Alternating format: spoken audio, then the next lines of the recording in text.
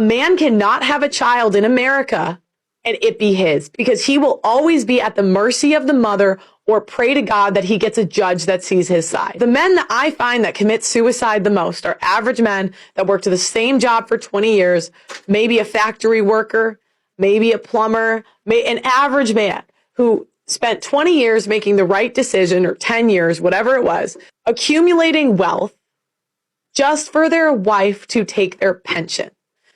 And what happens is the wife spreads lies of them being an abuser. What'll happen to these guys is a lot of times they're kicked out of their own home with one phone call. She can do one call, get you kicked out of your own home. He's then thrown with an abuse or a rape charge. She disparages his name all over town. I've even talked to men that the woman convinced his family that he was a rapist. Zero evidence, zero proof. She did not go to criminal court.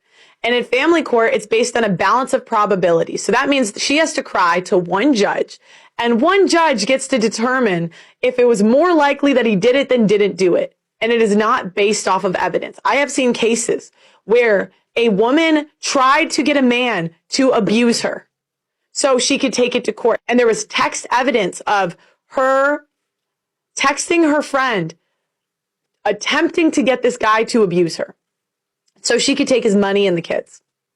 And do you know who got primary custody? The woman. Because what'll happen is they'll say it's for the best interest of the child. The woman has spent the most time with the kid in the last year. But why is that? Usually the woman will not let the father see the child. We're actually in a country where men do not have access to their own children.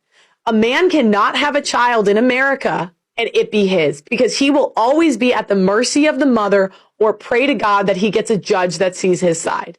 That's the reality we're living in.